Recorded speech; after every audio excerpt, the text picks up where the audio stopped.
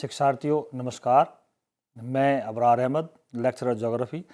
आज आपके सामने कक्षा 12 की पाठ्य पुस्तक मानव भूगोल के मूल सिद्धांत का अध्याय 8 परिवहन और संचार, इस पर मैं आपसे चर्चा करूंगा। शिक्षार्थियों, परिवहन और संचार व्यक्ति के जीवन के बहुत ही महत्वपूर्ण हिस्से हैं आज के युग में। जब हम देखते हैं, आमतौर से हम ऐसा देखने में आता है कि एक ही स्थान पर उत्पादन, उपभोक्ता केंद्र और परिवहन या बाजार, ये सब एक साथ हमें नहीं मिलते। हम उत्पादन किसी कहीं करते हैं, उनका उपभोग कहीं होता है, उसका जो मार्केटिंग है वो कहीं अलग होती है। तो इन सारे केंद्रों को जोड़ने के लिए जो आवश्यकता होती है वो परिवहन की होती है। परिवहन, संचार और व्यापार उत्पादन केंद्रों को उपभोक्ता केंद्रों से जोड़ने का कार्य करते हैं। प्रत्येक प्रदेश उन्हीं वस्तुओं का विनिमय करता है जहां उसके लिए आदर्श दशाएं पाई जाती हैं। अब कोई भी देश ऐसा नहीं है जो अपनी आवश्यकताओं की सभी वस्तुओं को खुद पैदा कर लेता हो।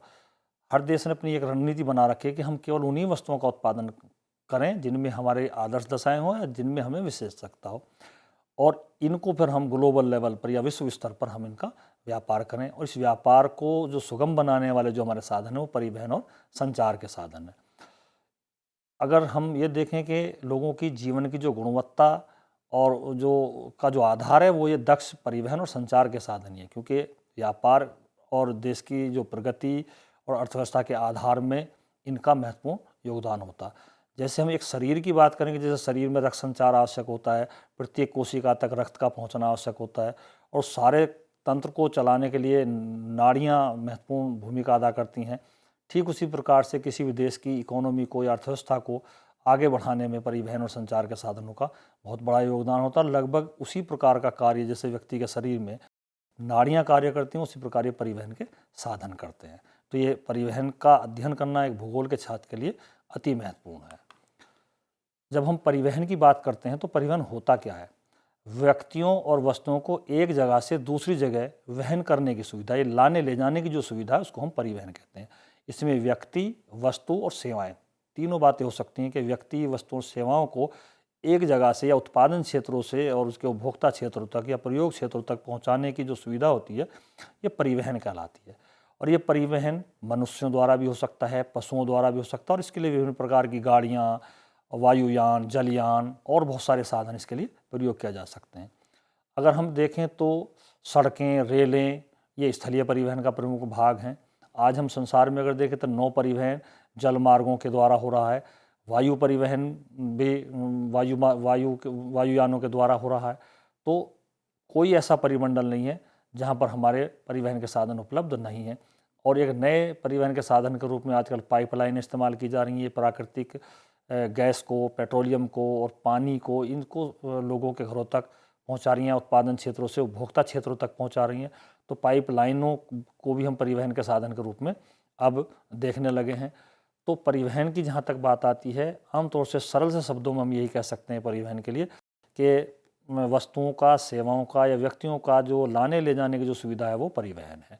और ये स्थल भाग में भी हो रही है, जल भाग में भी हो रही है, और वायुमंडल में भी ये आजकल हो रहा है। तो इसके बहुत सारे रूप हमारे धरातल पर मौजूद हैं। जब हम परिवहन के साधनों का या परिवहन का हम वर्गीकरण करते हैं तो उसका वर्गीकरण हम एक डायग्राम के द्वारा, स्क्रीन पर जो आपका डायग्राम, इसको हम आसानी से समझ सकते हैं। पहले हम स्थल परिवहन की बात कर सकेंगे, धरातल पर होने वाले परिवहन में इसके 3 वर्ग हो सकते हैं: सड़क मार्ग, रेल मार्ग और पाइपलाइनें। जल परिवहन की हम जब बात करेंगे तो जल परिवहन हमारा 2 प्रकार का हो सकता है। देश के अंदर की जो नदियाँ, झीलें, नहरें, उनमें जो परिवहन होता है उसे आंतरिक जल परिवहन कह देते हैं। और बड़े बड़े महासागरों में जो परिवहन होता है उसे जल परिवहन या अंतर्राष्ट्रीय परिवहन कह सकते हैं। इसी प्रकार वायु परिवहन है। वायु परिवहन में भी डोमेस्टिक सेवाएं जो देश के एक नगर को दूसरे नगर से जोड़ती हैं, और अंतर्राष्ट्रीय जो एक देश को दूसरे देश से जोड़ती हैं। तो ये हमारे परिवहन की प्रमुख विधाएं हैं। परिवहन का हम के साधनों का हम वर्गीकरण कर सकते हैं, और इसे हम विस्तार से समझने के लिए इस डायग्राम का प्रयोग कर सकते हैं।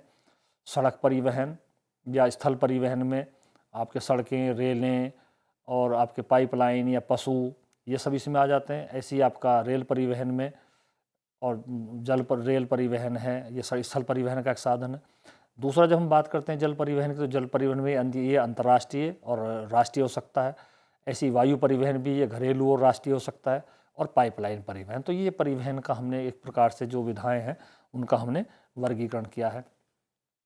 इसको और विस्तार से इसमें हम देख सकते हैं कि स्थल, जल, वायु तथा पाइपलाइन उसके परिवहन की प्रमुख विधाएं हैं जो अभी हमने बात की है।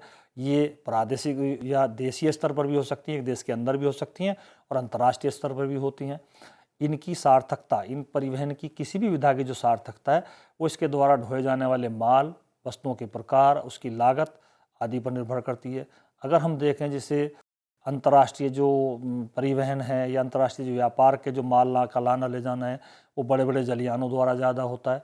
कम दूरी तथा घर से घर तक की सेवा सड़क परिवहन बहुत आसानी से उपलब्ध कराता है। देश के अंदर भारी पदार्थों को अगर हमें एक स्थान से दूसरे स्थान पर पहुंचाना होता है तो रेल मार्ग इसके लिए अनुकूल होते हैं। ऐसी उच्च मूल्य वाली हल्की और नाशवान जो वस्तुएं होती हैं इनको हवाई परिवहन के द्वारा हम आसानी से एक स्थान से दूसरे स्थान पर पहुंचा सकते हैं। तो ये विधाएं हैं और ये विधाएं इनकी अपनी अपनी विशेषताएं हैं और अपनी अपनी उपयोगिताएं हैं। परिवहन के जब हम विकास की बात करते हैं तो परिवहन का विकास का एक चरण उसी दिन से शुरू है जब से पहले व्यक्ति खुद परिवहन के साधन के रूप में इस्तेमाल करता था। फिर उसके बाद में उसने पशुओं का इस्तेमाल परिवहन के रूप में आरंभिक दिनों में किया है। जैसे जैसे पहिए का आविष्कार हुआ और गाड़ियों का निर्माण हुआ तो ये परिवहन के क्षेत्र में और क्रांति आ गई। 18वीं शताब्दी में जब भाप के ईंधन का आविष्कार हुआ तो उसने परिवहन के क्षेत्र में क्रांति आई है। तब से परिवहन का स्वरूप ही बदल गया है। सर्वप्रथम जो सार्वजनिक जो रेल मार्ग है वो 1825 में इंग्लैंड के स्कॉटन से डार्लिंगटन तक के मध्य शुरू हुआ था। इसके बाद 19वीं शताब्दी में जो रेल मार्ग है और लोकप्रिय हो गया और तीव्रतम साधन बन गया परिवहन का। अंतन दहन इंजन का जब से आविष्कार हुआ और इसने सड़कों की गुणवत्ता और उस पर चलने वाले वाहनों के संदर्भ में बहुत बड़ी क्रांति ला दी। पाइपलाइन परिवहन, राजमार्ग और तारों के जो मार्ग हैं आज नवीनतम परिवहन के साधन के रूप में देखे जा रहे हैं। रेल मार्ग, समुद्री पोत, बजरें, नौकाएं, मोटर, ट्रक और रेल गाड़ियाँ, पाइपलाइन है, ये बहुत सारे साधन हैं जो परिवहन के तौर पर हम आजकल इनको इस्तेमाल कर रहे हैं। सामान्यतः मनुष्य, कुली, बोझा ढोने वाले पशु और गाड़ियाँ ये हालांकि खर्चीले साधन है लेकिन किसी देश के आंतरिक भागों में आज भी इनका इस्तेमाल किया जाता है। तो एक क्षेत्र के परिवहन को पूरकता देने में या परिवहन को कंप्लीट करने में इन सभी प्रकार के परिवहन के साधनों का योगदान होता है और वो तभी इसको पूरक रूप में माना जाता है। जब हम बात करते हैं परिवहन के साधनों की तो सबसे पहले हम सड़क परिवहन की बात करते हैं। तो सड़क परिवहन छोटी दूरियों के लिए सबसे अधिक उपयुक्त होता है। यह घर से घर तक की सेवा लोगों को उपलब्ध कराता है और आज हम संसार में देखें तो विकसित देशों में अच्छी गुणवत्ता वाली सड़कें पर्याप्त मात्रा में पाई जाती हैं। चारों तरफ हम देखेंगे तो रोड्स की जो क्वालिटी है वो बहुत अच्छी विकसित देशों में देखने को मिलती है। विश्व की जो कुल मोटर वाहन चलाने योग्य सड़कों की जो लंबाई है वो मात्र 150 लाख वर्ग किलोमीटर और जिसके 33% जो सड़कें हैं वो उत्तरी अमेरिका में पाई जाती हैं। सड़कों का जो सबसे अधिक घनत्व है, वाहनों की संख्या उत्तरी अमेरिका में ही सबसे ज़्यादा पाई जाती है। इस प्रकार विश्व में सड़कों के विकास में प्रादेशिक, राष्ट्रीय और अंतर्राष्ट्रीय स्तर पर या महाद्वीपीय स्तर पर पर्याप्त असमानता देखी जाती है। और एक शब्द और हम परिवहन के साधन के रूप में बात कर सकते हैं कि यातायात प्रवाह। परिवहन का जो फ्लो होता है, जो बहाव होता है उसे हम यातायात प्रवाह कहते हैं। और अब जैसे जैसे जनसंख्या बढ़ी है यातायात प्रवाह में अचानक नाटकीय रूप से वृद्धि हुई है। दिन के कुछ क्षेत्र ऐसे होते हैं कि जिनमें सड़कों पर परिवहन की मात्रा ज़्यादा होती है और जाम लगने की स्थिति आ जाती है। तो नगरों में जो सड़कें बनी हुई हैं उन पे भीड़ भाड़ इतनी रहने लगी है कि वहाँ पर जाम की स्थिति बनती है। तो ये जो है इसी को हम सड़कों से यातायात का प्रवाह कहते हैं। और इसमें दिन के एक ही दिन में 2 या 3 बार हमें शीर्ष बिंदु और गर्त बिंदु देखने को मिलते हैं। जब सड़कों पर जाम की स्थिति आती है, जैसे ऑफिस आवर होते हैं या लोग काम करने के लिए बाहर जा रहे होते हैं या घर को लौट रहे होते हैं, तो वो कुछ आवर्स ऐसे होते हैं जिनमें सड़कों पर परिवहन के साधनों को या जो है जाम की स्थिति बनी होती है, ये शीर्ष बिंदु कहलाता है। लेकिन दिन के समय में जब कुछ ऐसा समय भी आता है जब सड़कें खाली नज़र आती हैं और उन पर परिवहन के साधन कम दिखाई देते हैं, वो गर्त बिंदु कहलाते हैं। तो यातायात के प्रवाह में हम सड़कों पर जो चलने वाला जो यातायात है उसके फ्लो को देखते हैं। ये कभी बहुत हाई हो सकता है, इसमें जाम की स्थिति हो सकती है, और कभी ये सड़कें खाली हो सकती हैं या ये गर्त बिंदु का हो सकता है। इसको हम इस चित्र के द्वारा देख सकते हैं कि जो जाम की स्थिति वाले हैं इसे शीर्ष कहते हैं और जो सड़कें खाली हैं ये यातायात प्रवाह का जो है न्यूनतम बिंदु कहा जाता है। सड़कों की जब हम प्रकारों की बात करते हैं तो सड़कें अनेक प्रकार की होती हैं। स्थानीय सड़कें होती हैं, कच्ची सड़कें होती हैं, पक्की सड़कें होती हैं। जब हम मार्गों की चौड़ाई के हिसाब से बात कर सकते हैं तो ये राज्यों की सड़कें हो सकती हैं, जिलों की सड़कें हो सकती हैं और अब ग्रामीण सड़कें हो सकती हैं। लेकिन जब हम विश्व स्तर पर सड़कों की बात करते हैं तो वहाँ पर महामार्ग सबसे महत्वपूर्ण हो जाते हैं। और महामार्ग उनको कहा जाता है जो दूर दराज के स्थानों को जोड़ने वाली सड़कों को हम महामार्ग कहते हैं। एक देश से दूसरे देश को जोड़ने वाली, देश के एक कोने से दूसरे देश कोने को जोड़ने वाली सड़कों को हम महामार्ग के रूप में देखते हैं। और इन पर यातायात को अबाध रूप से संचालन करने के लिए इनको बनाया जाता है। इस पर अलग अलग यातायातों की लेनों का होता है जिससे यातायात के प्रवाह में कोई बाधा ना आए। पुल बनाए जाते हैं, फ्लाईओवर्स का निर्माण किया जाता है। तो ऐसे मार्गों को हम महामार्ग कहते हैं। दोहरे वाहन मार्ग जो होते हैं या जिनको हम महामार्ग कहते हैं तो उनकी चौड़ाई 80 मीटर से ज़्यादा होती है। विकसित देशों में प्रत्येक नगर और प्रत्येक पत्तन जो हैं वो इन महामार्गों से जुड़े हुए होते हैं। ये आप इसे कुछ महामार्गों के या जो सड़कें हैं उनके उदाहरण आप इस पर स्क्रीन पर आसानी से देख सकते हैं। जब हम महामार्गों के वितरण की बात करते हैं विश्व स्तर पर तो सबसे पहले हम अमेरिका महाद्वीप की बात करते हैं। यहाँ महामार्गों का उच्च घनत्व पाया जाता है जो लगभग 0.65 किलोमीटर प्रति वर्ग किलोमीटर है। प्रत्येक स्थान अगर हम देखें तो 20 किलोमीटर की प्रत्येक महानगर जो है वो 20 किलोमीटर की दूरी पर स्थित है और पश्चिमी प्रशांत महासागर तट पर स्थित और पूर्वी प्रशांत महासागर तट के जो नगर हैं वो बहुत भली भांति इन महामार्गों द्वारा जुड़े हुए हैं। कहने का तात्पर्य ये है कि यहाँ कोई कन्फ्यूजन वाली स्थिति ना हो कि अमेरिका में जो क्वालिटी है जो महामार्गों की बहुत उच्च है, इनका घनत्व बहुत अधिक पाया जाता है और प्रत्येक जो स्थान है वो 20 किलोमीटर से ज़्यादा दूर महामार्ग से नहीं है। महामार्गों का इतना विस्तार यहाँ पर है कि कोई भी नगर, कोई भी महानगर वो 20 किलोमीटर से ज़्यादा दूर किसी महामार्ग से नहीं है। पश्चिमी प्रशांत महासागर तट के जो नगर हैं वो बहुत आसानी से अच्छी क्वालिटी के महामार्गों द्वारा दूसरे छोर के जो तट हैं के नगर हैं उनसे आसानी से जुड़े हुए हैं। ट्रांस कैनेडियन महामार्ग पश्चिमी तट पर स्थित ब्रिटिश कोलंबिया के वैंकूवर को पूर्वी तट पर जो न्यूफाउंडलैंड को के सेंट जॉन नगर से जोड़ता है। इसी प्रकार उत्तर में कनाडा के जो नगर हैं वो दक्षिण में मैक्सिको के नगर से जुड़े हुए हैं। तो ये स्थिति उत्तरी अमेरिका में महामार्गों की है। एक पान अमेरिकी महामार्ग का निर्माण किया जा रहा है जो उत्तरी अमेरिका और कनाडा के प्रमुख नगरों को मध्य अमेरिका और दक्षिण अमेरिका के नगरों से जोड़ने के लिए तैयार किया जा रहा है और ये इसका चित्र आपके सामने उपस्थित है। दूसरे जो हम महाद्वीप की बात करते हैं महामार्गों के विषय में तो यूरोप महाद्वीप है। यहाँ वाहनों की विशाल संख्या है तथा महामार्गों का एक सुविकसित जाल यूरोप महाद्वीप में देखने को मिलता है। यूरोप में रेल मार्ग और सड़क जल मार्ग भी बहुत उपयोग किए जाते हैं। तो सड़कों को इन दोनों से, रेल मार्गों से और जल मार्गों से एक प्रतियोगिता सी मिलती है। हालांकि सड़कें पर्याप्त मात्रा में यहाँ पर बनी हुई हैं और इस्तेमाल होती हैं, लेकिन इसके साथ साथ ही रेल मार्ग और जल मार्ग भी इनको बराबर प्रतिद्वंद्विता देते हैं। रूस में यूराल पर्वत के जो पश्चिम का भाग है, जो औद्योगिक प्रदेश है, वहाँ पर महामार्गों का जाल अधिक देखने को मिलता है। मॉस्को इस क्षेत्र का प्रमुख केंद्र बिंदु है और यहाँ पर अच्छी क्वालिटी के, अच्छी गुणवत्ता वाले महामार्ग पाए जाते हैं। पूर्व में जो महत्वपूर्ण मॉस्को व्लादिवोस्टोक महामार्ग है वो देश में का महत्वपूर्ण महामार्ग माना जाता है। रूस का भौगोलिक क्षेत्र बहुत ज़्यादा है तो इसलिए यहाँ पर महामार्गों के, सड़कों के स्थान पर रेल मार्गों का अधिक प्रयोग किया जाता है।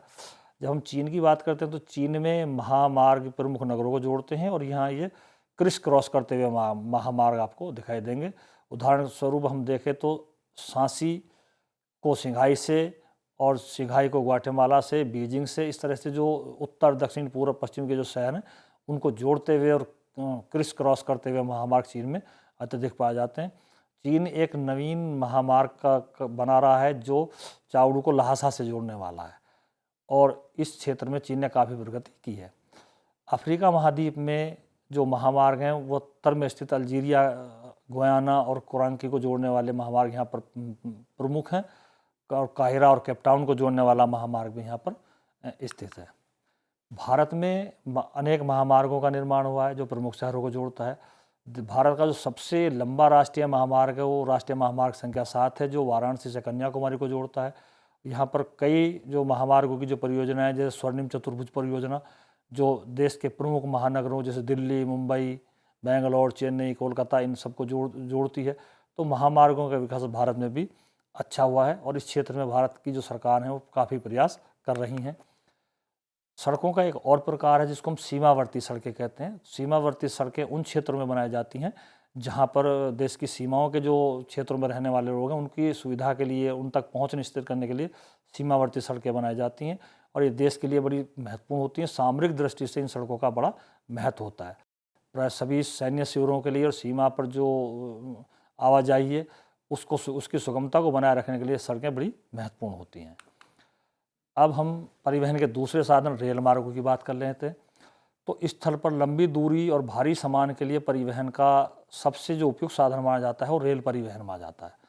रेल परिवहन में जो पटरियों की लंबाई है जिसको हम गेज कहते हैं, सामान्यतः अलग अलग प्रकार की है। अलग अलग देशों में कई इसके रूप देखने को मिलते हैं और इनका अध्ययन हम 3 भागों में बांट के इसको हम कर सकते हैं।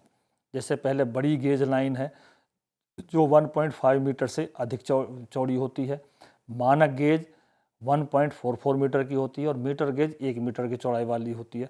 ब्रिटेन में मानक गेज का उपयोग ज़्यादा होता है। भारत में तीनों ही प्रकार के गेज का इस्तेमाल होता है, लेकिन अब उनको सभी को बड़ी गेज में परिवर्तित किया जा रहा है। ये रेलवे के उदाहरण आपके सामने हैं जो आपकी स्क्रीन पर हैं। इनको आप आसानी से देखकर इसको समझ सकते हैं। अगर हम महाद्वीपों के हिसाब से रेल मार्गों को देखें तो एक बहुत ही इम्पोर्टेंट बात आती है कि रेलों का जो विस्तार है वो संसार के अलग अलग क्षेत्रों में बहुत ही असमानता लिए हुए है। ब्रिटेन, संयुक्त राज्य अमेरिका, जापान और भारत में दैनिक आवागमन के लिए रेल बहुत लोकप्रिय है, जो प्रतिदिन लाखों यात्रियों को एक स्थान से दूसरे स्थान पर ले जाती हैं। विश्व के रेल मार्गों की जो लंबाई है लगभग 13 लाख किलोमीटर की है। अगर हम इन्हें अलग अलग क्षेत्रों में देंगे तो यूरोप में सबसे अधिक सघन रेल तंत्र पाया जाता है, जहां इनकी लंबाई लगभग 4,40,000 किलोमीटर की है। अधिकांश रेल मार्ग दोहरे हैं और विद्युतकृत हैं और बेल्जियम में सबसे अधिक रेल घनत्व पाया जाता है। लंदन, पेरिस, ब्रुसेल्स, मिलान, बर्लिन और वार्सा ये प्रमुख रेल केंद्र हैं। औद्योगिक प्रदेशों को भी भली भांति यूरोप में रेल मार्गों से जोड़ा हुआ है। रूस में भी परिवहन का लगभग 90% रेलों द्वारा ही होता है।